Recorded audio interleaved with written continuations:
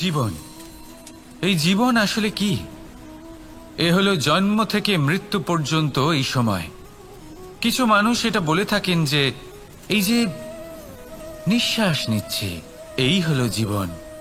আর প্রত্যেক ব্যক্তি, প্রত্যেক প্রাণী, তাদের নিঃশ্বাস নির্ধারিত থাকে, নির্দিষ্ট হয়ে থাকে। তাকে সেই নির্ধারিত নিঃশ্বাস নিতেই হয়, তারপর তিনি মৃত্যু লাভ করেন। কিন্তু এটা কি সত্যি? সত্যি কি মনুষ্য জীবন এই নিঃশ্বাসের উপর নির্ধারিত থাকে? এই নিঃশ্বাসের গণনাই কি মনুষ্য জীবনের অস্তিত্ব? কখনোই নয়। মনুষ্য জীবন শুধু কিছু নিঃশ্বাস নয় যা একদিন থেমে যাবে। মনুষ্য জীবন হলো সেই নিঃশ্বাসের মধ্যেকার সেই সময় যা দেখে অন্য কারোর নিঃশ্বাস স্তব্ধ হয়ে যেতে পারে। সেই মুহূর্ত যেখানে মানুষ আপনার মধ্যে সেই প্রেম দেখতে পারে, আপনার সাহস দেখতে পারে, আপনার শক্তি দেখতে পারে, আপনার চেষ্টা দেখতে পারে, আপনার পরিশ্রম দেখতে পারে, অন্যায় আর দুর্নীতির বিরুদ্ধে আপনার যুদ্ধ দেখতে পারে। জীবনে গুরুত্বপূর্ণ সেই মুহূর্ত, সেই সময় যেটা আপনি বেঁচে আছেন। সেই সময়ে আপনি এই সংসারের অন্য ব্যক্তিদের জীবন বাঁচার একটা দিশা দেখাতে পারেন, একটা প্রেরণা যোগাতে পারেন, শক্তি দিতে পারেন, আশা দিতে পারেন। তাই জীবনে এটাই করুন, এমন একটা জীবন যাপন করুন যা অন্যের জন্য আদর্শ হয়ে থাকে। এটাই করুন আর আমার সাথে ভালোবেসে বলুন, রাধা রাধা। আমরা সবাই নিজেকে স্বচ্ছ রাখতে চাই, শুদ্ধ রাখতে চাই, পবিত্র রাখতে চাই। আর দেখতে গেলে এটা হলো আমাদের কর্তব্যও বটে। এবার এটার জন্য আমরা কি না করি। যখনই আমরা সকালে উঠি তখন উঠেই আমরা দাঁত মাজি।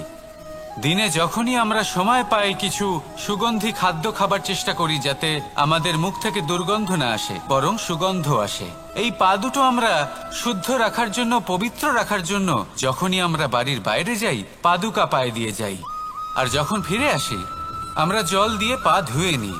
মনে রাখবেন, সেই ব্যক্তির মুখ হলো সব থেকে বেশি পবিত্র যে মুখ দিয়ে ঈশ্বরের নাম নেওয়া হয়, যার বাণী হলো অত্যন্ত শুভ, যা মানুষের পথ প্রদর্শন করে, যা মানুষকে শান্তি দেয়। যদি এই হৃদয়কে আপনি পবিত্র করতে চান তাহলে মানবতাকে বুঝতে হবে, মানুষের দুঃখগুলিকে বুঝতে হবে, তবেই এই হৃদয় পবিত্র হবে। এই পা দুটো যদি আপনি পবিত্র করতে চান তাহলে কোনো তীর্থস্থানে যান। ওখানে হয়তো আপনি জানেনও না যে কতজন সৎপুরুষ, কতজন মহাপুরুষ এসেছেন। তাদের চরণের ধুলো সেখানে পড়েছে যা আপনার চরণ শুদ্ধ করে তুলতে পারে। যদি এই হাতগুলি আপনি পবিত্র করতে চান তাহলে এই হাত দিয়ে শুভ কর্ম করুন, দান করতে শিখুন। আর যদি এই আত্মা আপনি পবিত্র করতে চান, একটাই বিকল্প আছে, প্রেম, শুদ্ধ নিঃস্বার্থ প্রেম। এই প্রেম বিতরণ করতে থাকুন। আপনি শুদ্ধ থাকবেন, পবিত্র থাকবেন। আসুন আমার সাথে ভালোবেসে বলুন, রাধা রাধা। কখনো এটা ভেবে দেখেছেন কোনো বিশেষ স্থানে বা বিশেষ পরিস্থিতিতে সবথেকে বেশি গুরুত্বপূর্ণ কি হতে পারে? যদি শরীরের কথা বলি তাহলে সবথেকে বেশি গুরুত্বপূর্ণ হলো মস্তিষ্ক আর মন। যদি ব্যবসার কথা বলি তাহলে সবথেকে গুরুত্বপূর্ণ হলো ধন। রাজ্যের বিষয়ে কথা বললে সবথেকে গুরুত্বপূর্ণ হলো রাজা। আর সমাজের কথা যদি বলি তাহলে সবথেকে গুরুত্বপূর্ণ হলো আমাদের গুরু। এবার এই সব গুরুত্বপূর্ণ কারণ এদের হাতেই সব থাকে। দেখুন, হয় এরা আমাদের উত্থানের পথে নিয়ে যেতে পারে অথবা আমাদের পতনের দিকে নিয়ে যেতে পারে। এবার যদি কোনো অসামান্য রাজা হন যিনি কিনা সত্যবাদী, যিনি একজন ভালো রাজা, তাহলে তিনি সেই দেশকে, সেই রাজ্যকে বিকাশের পথে নিয়ে যাবেন, আর নয়তো অন্ধকারের পথে নিয়ে যাবেন। যদি এবার গুরুর কথা বলা হয় তাহলে জেনে রাখুন, গুরু যদি শ্রেষ্ঠ হন তাহলে সংস্কৃতির সর্বশ্রেষ্ঠ স্তরে উনি এই সমাজকে নিয়ে যাবেন। যদি গুরু পাখণ্ডী হন, লোভী হন, লালসাগ্রস্ত হন, তাহলে এই সমাজেও এই পাখণ্ডতা, এই লোভ, এই লালসাই প্রকাশিত হবে। ঠিক এইভাবেই জীবনে, মানুষের জীবনে প্রেমেরও এক গুরুত্বপূর্ণ স্থান রয়েছে। যদি মানুষের মনে প্রেম থাকে তাহলে ধরে নিন সে জীবিত রয়েছে, আর যদি না থাকে তাহলে সে মৃতই প্রায়। যদি রাধা কৃষ্ণের বিষয়ে কথা বলি, বলবো কৃষ্ণের জীবনে যদি রাধা থাকে তাহলেই কৃষ্ণ হলো কৃষ্ণ, আর যদি রাধা না থাকে তাহলে কৃষ্ণ হলো যে কোনো পশুরই সমান। আসলে পশু থেকে মানুষ হওয়ার এই যে যাত্রা, এর আধার হলো প্রেম।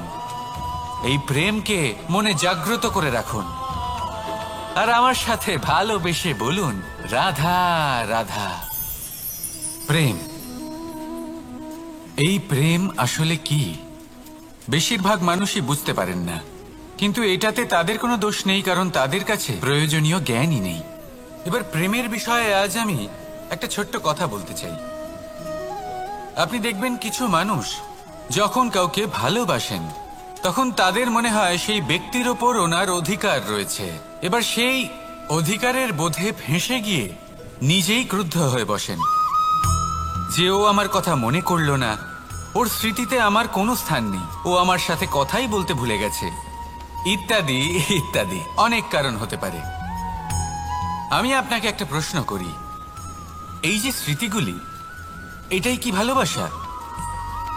কখনোই নয়। প্রেম তো হলো সেই আবেগ, সেই বোধ যা এক সুগন্ধিত ফুলের মতো আপনার জীবনকে, আপনার মনকে আনন্দিত করবে, প্রসন্নতার দ্বারা ভরিয়ে তুলবে। প্রেম হলো সেই বোধ। তাই যদি আপনি প্রেমকে বুঝতে চান তাহলে প্রেমের ভাবনাকে বোঝার চেষ্টা করুন। প্রেমকে যদি যাপন করতে চান তাহলে আবেগের দ্বারা যাপন করুন, স্মৃতির দ্বারা নয়। স্মৃতির কি আছে? আজ আছে, পরবর্তীকালে নাও থাকতে পারে। সময়ের সাথে এই স্মৃতি ফিকে হয়ে যেতে পারে, কিন্তু এই আবেগ তা চিরকাল মনের মাঝে থেকে যায়। তাই আসুন আর আমার সাথে ভালোবেসে বলুন, রাধা রাধা। রাজ্য, শাসন, সাম্রাজ্য, সংস্থাপনা, এগুলিকে সফল কখন বলা যেতে পারে? কোনো কোনো বুদ্ধিজীবী বলেন তখন যখন চারিদিকে শান্তি থাকে, কারোর মনে কোনো প্রশ্ন থাকবে না, শঙ্কা থাকবে না। কিন্তু আমার মনে হয় এটা অনুচিত।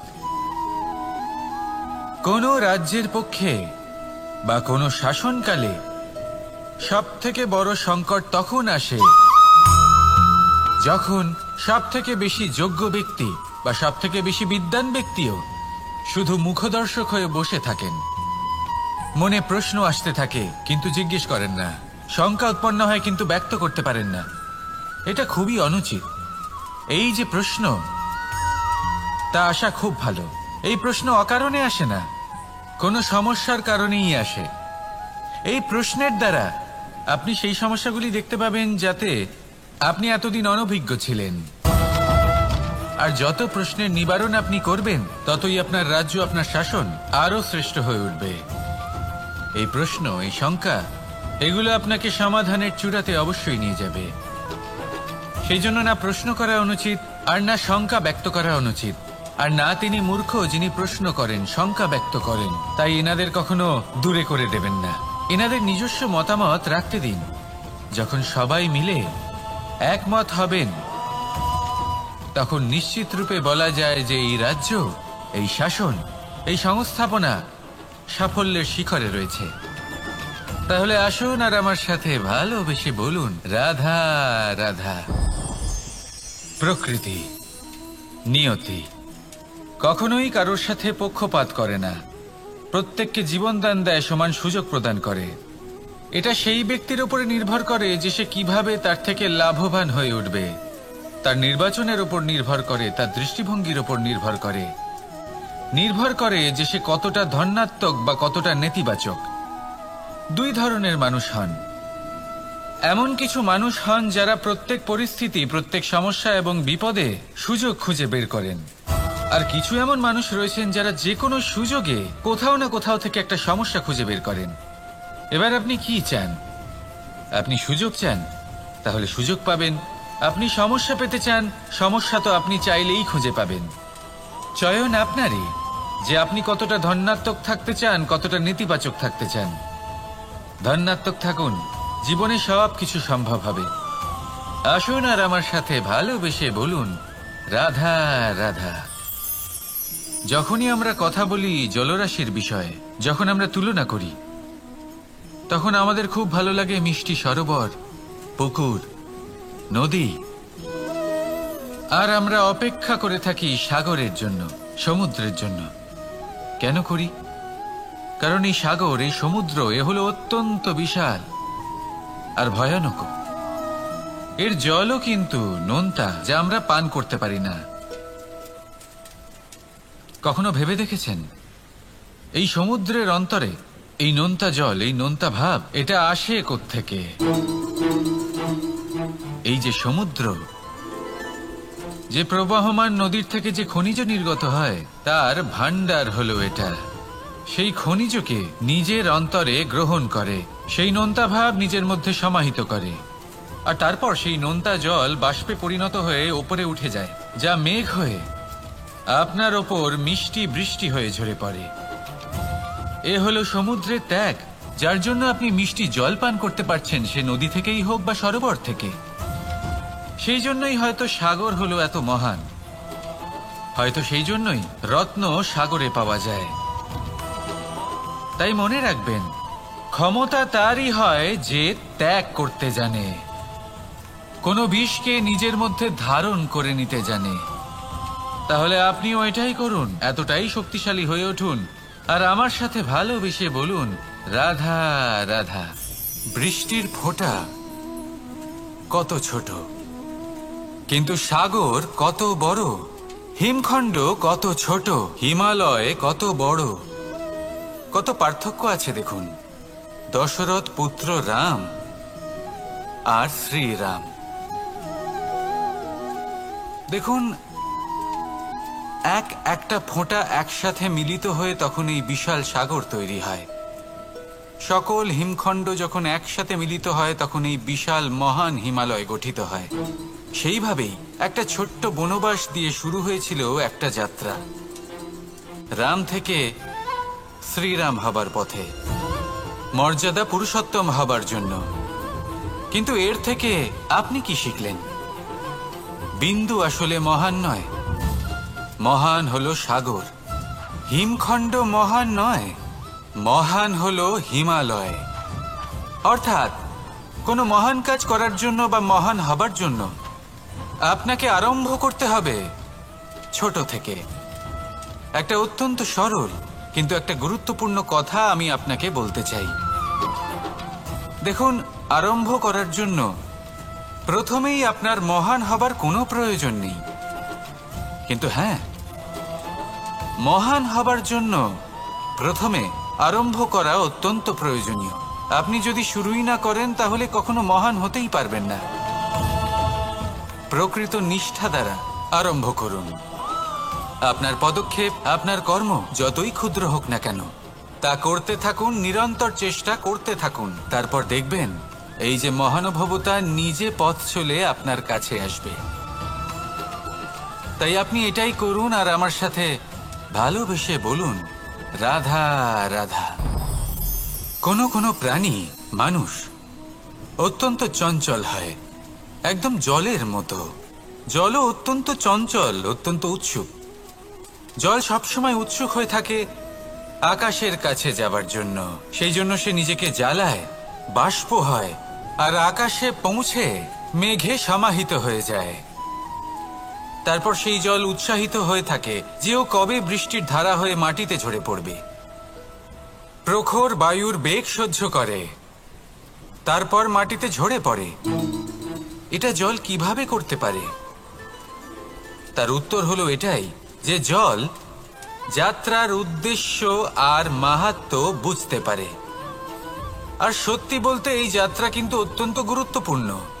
দুর্ভাগ্যজনক বিষয় হলো এটাই যে মানুষ, তার নিজেরও একটা যাত্রা থাকে, কিন্তু সে তার মাহাত্ম্য, তার উদ্দেশ্য বুঝতেই পারে না। সে শুধু ব্যস্ত হয়ে থাকে লক্ষ্য প্রাপ্তির দিকে। কিন্তু জীবনের যে আসল সুখ রয়েছে তা এই যাত্রার মধ্যেই লুকিয়ে রয়েছে। সেই জন্য এই যাত্রা যাপন করতে শিখে নিন, এর আনন্দ উপভোগ করতে শিখে নিন। কারণ যে ব্যক্তি এই যাত্রায় আনন্দ নিতে শিখে যান, আনন্দ উপভোগ করতে শিখে যান, সে নিজের লক্ষ্যে নিশ্চিত রূপে পৌঁছে যান। তাই নিজের এই যাত্রার প্রত্যেক মুহূর্ত উপভোগ করতে থাকুন আর এই আনন্দ সহকারে বলুন, রাধা রাধা। কথোপকথন অত্যন্ত গুরুত্বপূর্ণ। এটা প্রত্যেক সম্পর্কের জন্য, বরং জীবনের জন্য অত্যন্ত গুরুত্বপূর্ণ। যদি কথোপকথন না হয় তাহলে আপনি অপর মানুষকে বুঝবেন কি করে, বা উনি আপনাকে বুঝবেন কি করে? এবার কথোপকথনের দুটি পদ্ধতি থাকে। প্রথম হলো আপনি সামনের মানুষের কথাটা বুঝতে চাইলেন। দ্বিতীয় পদ্ধতি, আপনি নিজের কথা সামনের মানুষকে বোঝাতে চাইলেন। বেশিরভাগ সময় এটা হয় যে এই কথোপকথন ঝগড়াতে পরিণত হয়। কেন এমন হয়? কারণ না আমরা নিজের কথা সামনের মানুষকে বোঝাতে পারি, না সামনের মানুষ আমাদের বুঝতে পারেন। এটা কেন হয়? কারণ আমরা সামনের মানুষের কথাটা শুনি, কিন্তু সেটা বোঝার চেষ্টা করি না, তাকে উত্তর দিতে চাই। জীবনে সামনের মানুষের কথা শুনুন তাকে বোঝার জন্য, দেখবেন সব ভালো হয়ে যাবে। কারণ যে কোনো প্রশ্নের উত্তর আর যে কোনো উত্তরের আরও একটা প্রশ্ন, এটা শুধুমাত্র ঝগড়া সৃষ্টি করে।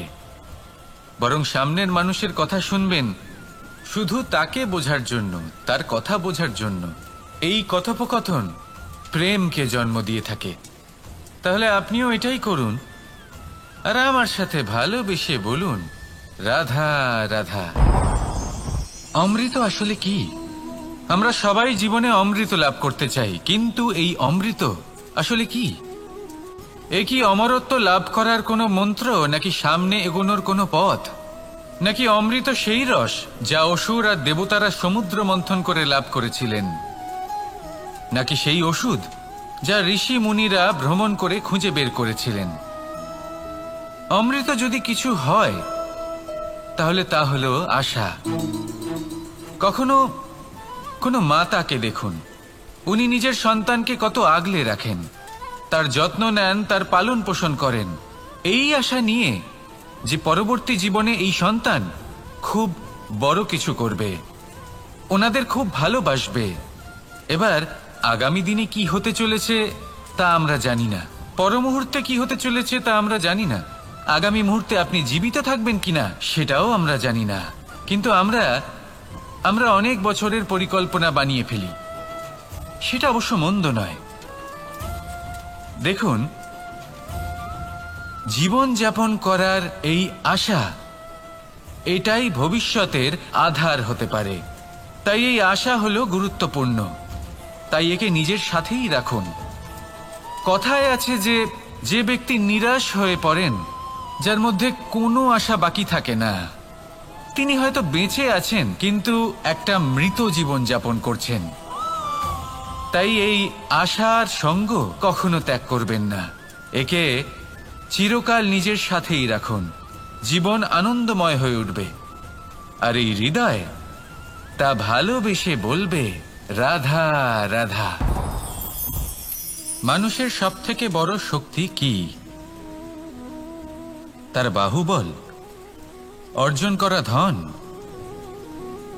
নাকি তার পেছনে দাঁড়িয়ে থাকা তার সমর্থক বা প্রশংসকদের দল, নাকি ঈশ্বরের আশীর্বাদ? সেটা কি? মানুষের সবথেকে বড় শক্তি হলো একটাই, আর তা সকলের মধ্যে আছে, আর তা হলো তার নিজের অস্তিত্ব, যা অন্য কারোর মধ্যে নেই। সংসারে অনেক লোক রয়েছেন, কিন্তু কেউ আপনার মতো নন। এটা হলো আপনার শক্তি, এ হলো আপনার নিজস্ব শক্তি। দুর্ভাগ্যবশত বেশিরভাগ মানুষ এটা বুঝতে পারেন না, নিজের শক্তিকে চিনতে পারেন না। কিন্তু যদি আপনি চিনতে পারেন, তাহলে আপনি নিজের অন্তরে অনুভব করবেন একটা অসীম শক্তির অস্তিত্ব। যে সাফল্যের পথে আপনি চলছেন, আপনি দেখবেন যে এই সাফল্যের দ্বার নিজে থেকেই খুলে গেছে। শুধু প্রয়োজন হলো নিজের এই শক্তিকে চিনে নেবার, নিজের এই বিশেষত্বকে বোঝার। কারণ এই যে আপনার বিশেষত্ব, এ কোনোদিনও আপনার থেকে দূরে চলে যাবে না, চিরকাল আপনার সাথে জড়িত থাকবে। যদি আমি বাহুবলের কথা বলি, সময়ের সাথে সেটা চলে যাবেই। যদি কথা বলি অর্জিত ধনের, তাহলে সময়ের সাথে সেটাও চলে যাবে। মিত্র, পরিবার, বন্ধু, আশীর্বাদ, এই সব কিছু আপনার থেকে দূরে চলে যেতে চলেছে, সেটা আপনিও জানেন। কিন্তু এই যে আপনার অস্তিত্ব, আপনার বিশেষ শক্তি যা শুধু আপনার সাথে আছে, তা চিরকাল আপনার সাথেই জুড়ে থাকবে। দরকার হলো শুধুমাত্র এটা চিনে নেওয়ার, নিজের উপর বিশ্বাস রাখার আর জীবনে এগিয়ে চলার। আপনি যদি এটা করেন, তাহলে সবাই এটা দেখে আপনার থেকে শিক্ষা নেবেন। তাহলে এটাই করুন আর আমার সাথে ভালোবেসে বলুন, রাধা রাধা। জীবনে অনেক সময় আমরা সমস্যার জালে এমন ভাবে জড়িয়ে পড়ি যে আমরা বুঝতেই পারি না যে আমাদের কি করা উচিত, কার সাহায্য চাইবো, কার সাথে দেখা করব, বুঝতেই পারি না। অনেক সময় এমন হয় যে সমস্যা আমাদের থেকে শুরু হয় না, অন্য কারোর থেকে শুরু হয়। অনেক সময় এই সময় এমন খেলা খেলে যে আপনি সেই সমস্যায় ফেঁসে যান। কিন্তু সমস্যা যেখান থেকেই শুরু হোক না কেন, সেই সমস্যার সমাধান আপনাকে করতেই হবে। অনেক সময় মানুষ এমন বলেন, আমার অতীত এত বাজে, সেটা শুধরে কি হবে। এই ভুলটাই তারা করে বসেন। দেখুন, আগে যা হয়ে গেছে, যা শুধুই অতীত, যা সত্য তা কখনো বদলানো যাবে না। কিন্তু এটাও সত্যি যে এখন থেকে সামনের যে পথ, সেটাও আপনার হাতে রয়েছে। আপনি একে ভালোও বানাতে পারেন, খারাপও বানাতে পারেন। তাই আপনার এটা শুধরে নেওয়াই উচিত। কারণ মানুষ আসলে তার নিজের অতীতকে নয়, তার বর্তমানকে প্রভাবিত করতে পারে। এই বর্তমানই পরবর্তীকালে অতীত হবে, যা আপনি শুধরে নিতে পারেন। তাই আপনি সেই চেষ্টাই করুন, নিরন্তর চেষ্টা করুন। ধনাত্মক দৃষ্টিভঙ্গি নিয়ে নিজের বুদ্ধি প্রয়োগ করুন, সাহসের সদ্ব্যবহার করুন, যাতে আপনার আগামী সময় আপনি আরো ভালো করে তুলতে পারেন। আপনার সমাপ্তি আর সমাপ্তির পথে এই যাত্রা, তাকে আপনি সুখময় করে তুলতে পারেন। তাহলে এটাই করুন আর আমার সাথে ভালোবেসে বলুন, রাধা রাধা। আমাদের এই বর্তমান আর ভবিষ্যৎকে সুন্দর করার উপায় কি? কেউ বলবেন, আজ নিরন্তর পরিশ্রম করতে থাকো, কর্ম এবং চেষ্টা করতে থাকো। তার থেকেও বেশি গুরুত্বপূর্ণ কিছু আছে, বিগত অতীতের সাথে শান্তি স্থাপনা করা। কারণ অনেক সময় আপনার এই অতীত আপনাকে সামনে অগ্রসর হতেই দেয় না। আর অতীতের এই বিতৃষ্ণা যদি আপনি ভুলতে না পারেন, তাহলে বর্তমানের এই মিষ্টি সুখ আপনি কিভাবে উপভোগ করবেন, ভবিষ্যৎকে কিভাবে সুন্দর বানাবেন? তাই এই অতীতকে ভুলে যান, এর থেকে যা শিক্ষা প্রাপ্ত করার করে নিন, আর বর্তমান এবং ভবিষ্যৎকে আরো সুন্দর করে তুলুন। আর আমার সাথে ভালোবেসে বলুন, রাধা রাধা। কথায় আছে যে নিজে করে দেখো, নিজে অভিজ্ঞতা প্রাপ্ত করো, নিজে শেখো, নিজে জানো। এতে কোনো কিছুই অনুচিত নেই। দেখুন, এমন নতুন কিছু করা যা আজ পর্যন্ত কখনো কেউ করেননি, তার থেকে যে অভিজ্ঞতা আসবে তা না শুধু আপনার জন্য বরং সবার জন্য লাভদায়ক হবে। যারা আপনাকে দেখে শিখছেন তাদেরও এতে লাভই হবে। কিন্তু সমস্যা কোথায় উৎপন্ন হয় সেটা আমি আপনাকে বলি। আমাদের জীবনকাল এতটাও বড় নয় যে প্রত্যেক কাজ করে আমরা অভিজ্ঞতা দ্বারা কিছু শিখতে পারবো। এবার ধরুন, এই যে আগুন গরম হয়, এটা জানার জন্য সংসারের প্রত্যেক মানুষকে আগুনে হাত দেওয়ার কোনো প্রয়োজন নেই। সংসারে অনেক লোক রয়েছেন, অনেক মহাপুরুষ ছিলেন, বিদ্বান লোক ছিলেন, বুদ্ধিমান লোক ছিলেন, যাদের অভিজ্ঞতা দ্বারা আমরাও শিখতে পারি। ওনাদের জীবনকে দেখে আমরাও অভিজ্ঞতা লাভ করতে পারি। যদি এটা করেন তাহলে জীবন আরো কিছুটা সরল হয়ে যাবে। নয়তো আমাদের কাছে তো বিকল্প রয়েছেই। আগুনে হাত দিয়ে দেখুন, সমুদ্রে ঝাঁপ দিয়ে দেখে নিন, অনেক বিকল্প রয়েছে। সিদ্ধান্ত আপনারই। তাই সঠিক সিদ্ধান্ত নিন আর আমার সাথে ভালোবেসে বলুন, রাধা রাধা।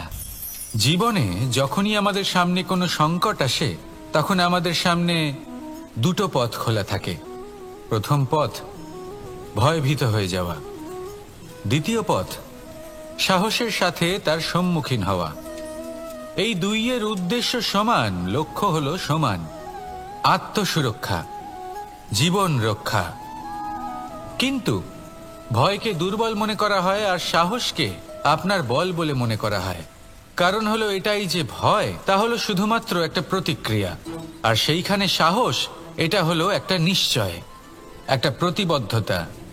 আর যদি সাহসের সাথে আপনি সংকটের সম্মুখীন হন, তাহলে হয়তো সেই সংকট আপনি চিরকালের মতো দমন করতে পারবেন। কারণ বিপদ যখন আসে তখন সর্বপ্রথম আমাদের দ্বন্দ্ব হয় এখানে, মনে। সেই বিপদের সম্মুখীন আমরা এখানে হই। যদি এই হৃদয়কে, এই মনকে আপনি সাহসী করে তুলতে পারেন, তাহলে তাতে কখনো ভয় আসবে না। আর সেই বিপদের সম্মুখীন হওয়াও সরল হবে, জয়লাভ করাও সরল হবে। তাই নিশ্চিত রূপে সাহস হলো অধিক শ্রেষ্ঠ। জীবনে যখনই কোনো সংকট আসবে, তখনই সাহসের সাথে তার সম্মুখীন হন, আর আমার সাথে ভালোবেসে বলুন, রাধা রাধা। আমরা সকলে জীবনে ঈশ্বরের কাছে কিছু না কিছু প্রার্থনা করি, আর ঈশ্বর যখন আমাদের মনস্কামনা পূরণ করেন তখন আমরা প্রসন্ন হয়ে যাই। কিন্তু যখন ঈশ্বর আমাদের মনস্কামনা পূর্ণ করেন না, তখন আমরা ভাবি, সন্দেহ করি যে সত্যি ঈশ্বর আছেন।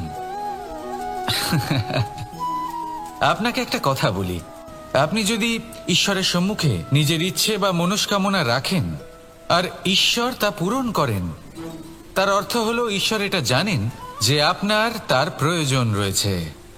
কিন্তু যদি আপনি কামনা করেন আর তা পূর্ণ না হয়, তাহলে শুধু এটা মনে রাখবেন যে ঈশ্বর সেই সব দেখতে পান যা আপনি দেখতে পাচ্ছেন না। দ্বিতীয় কারণ হলো এটা, ঈশ্বর এটা খুব ভালো করে জানেন যে যে ইচ্ছে আপনি রাখছেন, সেই ইচ্ছে আপনি নিজের জোরে পূর্ণ করতে পারেন। তাই যদি আপনার ইচ্ছে ঈশ্বর পূর্ণ করেন, তাকে ধন্যবাদ জানান। আর যদি উনি আপনার ইচ্ছে পূর্ণ না করেন, তাহলে আরো ধন্যবাদ জানান। কারণ হয় উনি আপনার মঙ্গল চাইছেন, বা উনি আপনাকে ততটাই যোগ্য বলে মনে করছেন যে আপনি নিজেই নিজের ইচ্ছে, নিজের স্বপ্ন পূরণ করতে পারবেন। নিজের কর্ম করতে থাকুন, জীবনের সামনে এগোতে থাকুন, আর আমার সাথে ভালোবেসে বলুন, রাধা রাধা। একটা গাই আর একটা বাছুরের মধ্যে কেমন সম্পর্ক থাকে? একটা গাই নিজের বাছুরকে ডাকে, আর সেই বাছুর হাজার হাজার গাইয়ের মধ্যে থেকেও নিজের মাকে চিনতে পেরে যায়, আর নিজের মায়ের সাথে এসে জড়িয়ে পড়ে। আর কিছুটা ঠিক এরকমই সম্পর্ক হলো আপনার কর্ম এবং আপনার কর্মফলের মধ্যে। আপনি যেমন কর্ম করবেন, আপনার কর্ম আপনার কর্মফলকে ডাক দেবে, আর আপনার কর্মফল কোথাও না কোথাও থেকে আপনাকে খুঁজতে খুঁজতে এসে আপনার সাথে জড়িয়ে পড়বে। তাই উচিত এটাই হবে যে আপনি সৎকর্ম করুন।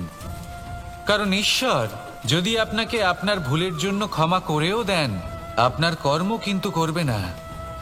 তাই যদি আপনি দুষ্কর্ম করতে চলেছেন, তাহলে আপনি প্রস্তুত থাকুন। আর যদি আপনি শুভ কর্ম করতে চলেছেন, তাহলেও আপনি প্রস্তুত থাকুন। আপনার কর্ম যেমন হবে, তেমন ফল আপনার কাছে নিজে থেকেই চলে আসবে। আজ না হোক কাল, কাল না হোক অন্য কোনো সময়, অবশ্যই আসবে। আসুন আমার সাথে ভালোবেসে বলুন, রাধা রাধা। আম এবং নিম, এই দুই যে যার স্থানে অত্যন্ত বিশেষ, অত্যন্ত শ্রেষ্ঠ। আম আমাদের শক্তি বাড়ায়, আর অন্যদিকে নিম রোগের সাথে লড়াই করার আমাদের ক্ষমতা বাড়ায়। এবার আম অত্যন্ত মিষ্টি হয়, আর নিম অত্যন্ত তিক্ত। তাই এই কারণে কি নিমের নিরাশ হওয়া উচিত বা নিজেকে ঘৃণা করা উচিত? তার স্বাদ তিক্ত? কখনোই নয়। দেখুন, নিম তিক্ত, এতে নিমের কোনো দোষ নেই। দোষ হলো জিহ্বার, যে মিষ্টি পছন্দ করে, তিক্ত পছন্দ করে না। কিন্তু যদি আপনি নিজের জীবনে নিমের প্রয়োগ না করেন, তাহলে আপনার রোগ প্রতিরোধ ক্ষমতা বাড়বেই না। তাই নিম হলো অত্যন্ত গুরুত্বপূর্ণ। এর থেকে আপনি কি শিক্ষা পেলেন? এটাই যে জীবনে কখনো অন্য কারোর মাপকাঠি দ্বারা নিজেকে পরখ করবেন না। আপনার যোগ্যতা, আপনার বিশেষত্ব, আপনার গুণ, অপগুণ, এই সব কিছু আপনি নিজে বুঝে নিন, সেটাই যথেষ্ট। আসুন আর আমার সাথে ভালোবেসে বলুন, রাধা রাধা। আপনি কি কখনো কুয়ো থেকে কাউকে জল বের করতে দেখেছেন? একটা পাত্রকে দড়ি দিয়ে বাঁধা হয়, তারপর তাকে কুয়োতে ফেলা হয়, টেনে তুলতে হয়, তবেই জল পাওয়া যায়। খুব সহজ ব্যাপার। কিন্তু কখনো এটা ভেবে দেখুন, কুয়োতে পাত্র ফেলার পরে যদি পাত্র সোজা হয়ে থাকে তাহলে তা জলে প্রবেশ করতেই পারবে না। না জল সেই পাত্রে প্রবেশ করতে পারবে, সেই পাত্রকে নত হতে হবে, তবেই জল সেই পাত্রে প্রবেশ করবে, তবেই টেনে আনলে সেই জল আপনার তৃষ্ণা নিবারণ করবে। আর এর মধ্যে জীবনের একটা মূল্যবান শিক্ষা লুকিয়ে রয়েছে, এমন এক শিক্ষা যা সংসারের প্রত্যেক মানুষের জন্য গুরুত্বপূর্ণ। আর সেই শিক্ষার নাম হলো বিনম্রতা। সংসারে প্রত্যেক মানুষের বিনম্র হওয়া উচিত। আপনি নিজেকে বিনম্র করে তুলুন, আপনি বড়দের আশীর্বাদ লাভ করবেন, সাফল্যের মুখও দেখতে পাবেন। আপনি যদি বিনম্র না হন তাহলে কিছুই টিকবে না। সেই জন্য বিনম্র থাকুন আর আমার সাথে ভালোবেসে বলুন, রাধা রাধা। বর্ষার ঋতু যখনই আসে আনন্দ এবং উচ্ছ্বাসে মন ভরিয়ে তোলে। কখনো আপনি এটা ভেবে দেখেছেন যে এই বর্ষা যা আমাদের মনকে উচ্ছ্বাসে ভরিয়ে তোলে, সে নিজে কতটা পরিশ্রম করার পরে আমাদের কাছে আসে? নদী হোক, সরোবর হোক, সমুদ্র হোক, তাকে সূর্যের তাপ সহ্য করতেই হয়, বাষ্প হয়ে আকাশে উড়ে যেতেই হয়, আকাশে গিয়ে কঠোর শীতলতার সম্মুখীন হতেই হয়, সেই ঠান্ডা সহ্য করতেই হয়। আর তারপর এই বর্ষা আমাদের গায়ে ঝরে পড়ে, কারোর তৃষ্ণা নিবারণ করে, আবার কাউকে আশ্বাস দিয়ে যায়। সেইভাবে জীবনে যদি আমাদের কোনো বড় কাজ করতে হয় তাহলে আমাদের কঠোর এবং নিরন্তর পরিশ্রম করতেই হবে।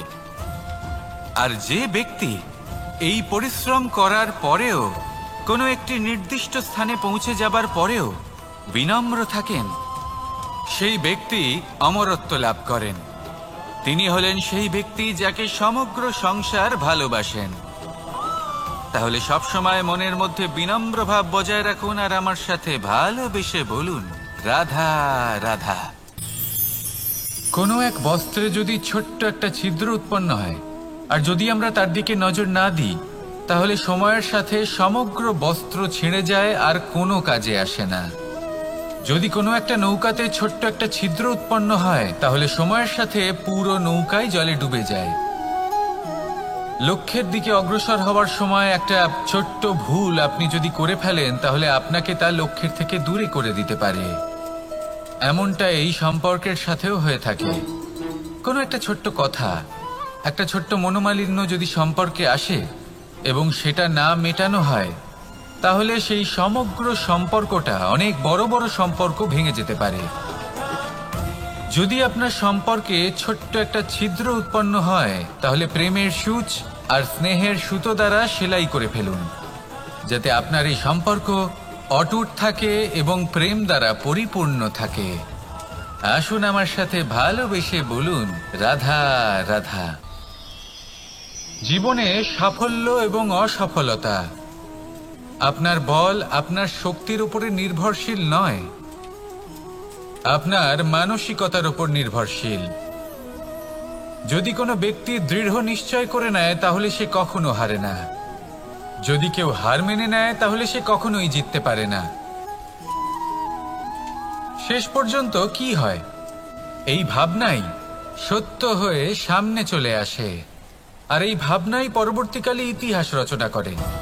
সেই জন্য আপনি যদি চান আপনার নাম ইতিহাসে থাকুক তাহলে দৃঢ় হতে শিখুন।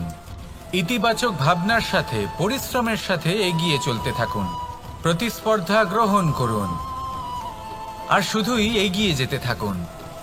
সংসারে আপনি যে কোনো উচ্চতাতেই পৌঁছতে পারবেন, কারণ ইচ্ছে শক্তি আর ভালোবাসার চেয়ে বেশি শক্তিশালী আর কিছুই নেই।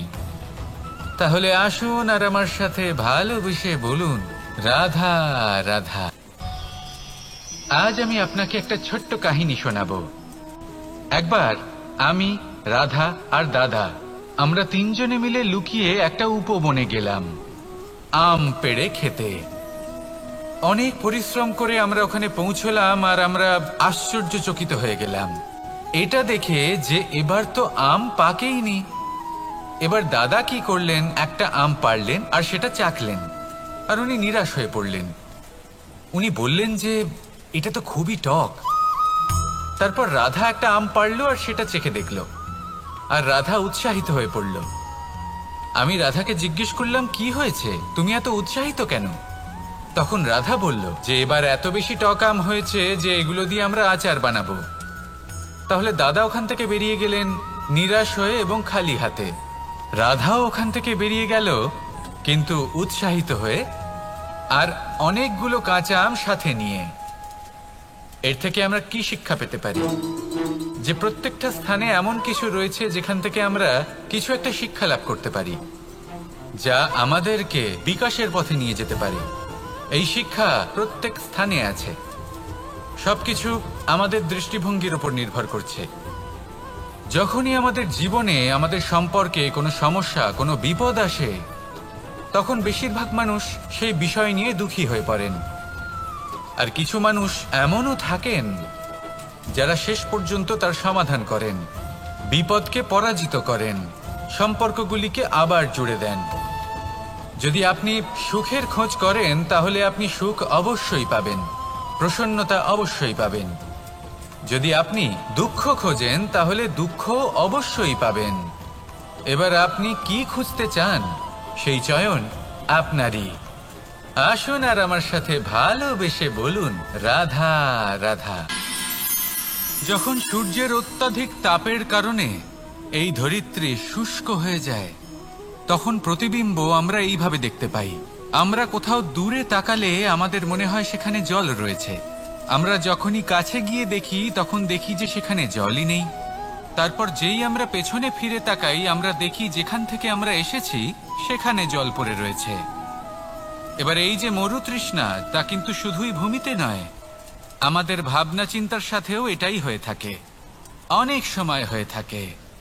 যে ব্যক্তি জল লাভ করার আশায় বসে থাকে সে কখনোই জল লাভ করতে পারে না।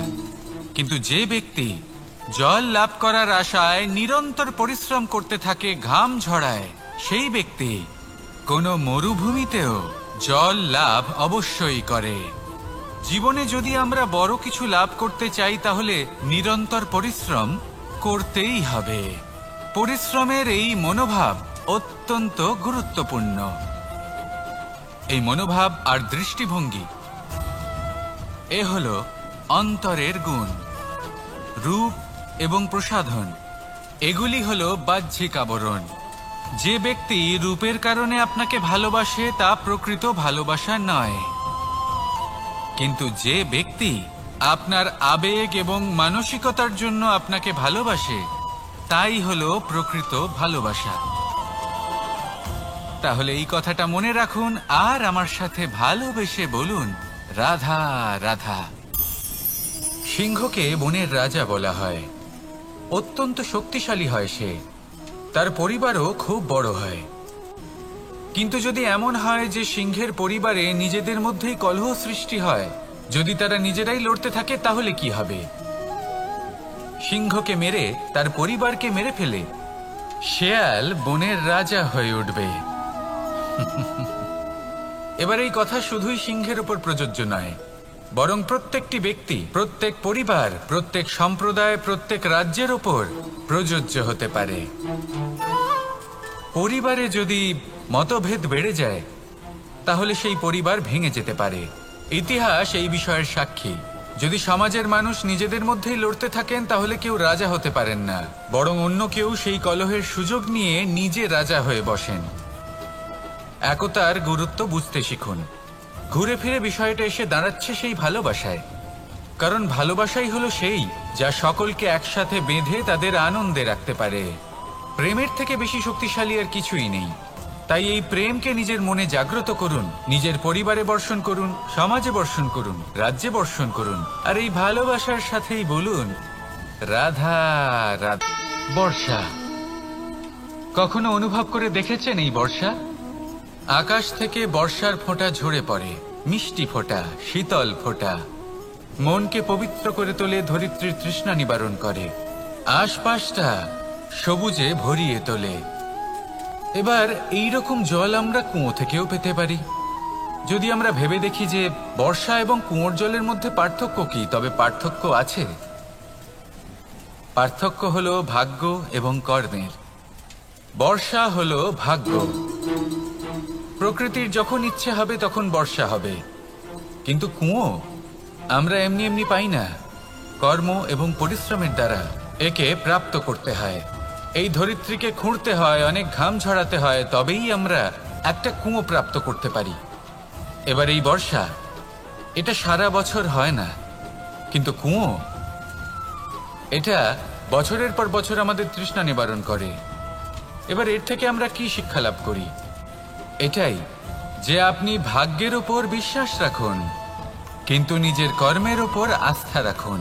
কারণ কর্ম এবং পরিশ্রম আপনাকে এই সংসারের যে কোনো শিখরে পৌঁছে দিতে পারে। তাহলে নিরন্তর প্রয়াস করুন, কর্ম করুন, আর আমার সাথে ভালোবেসে বলুন রাধা রাধা।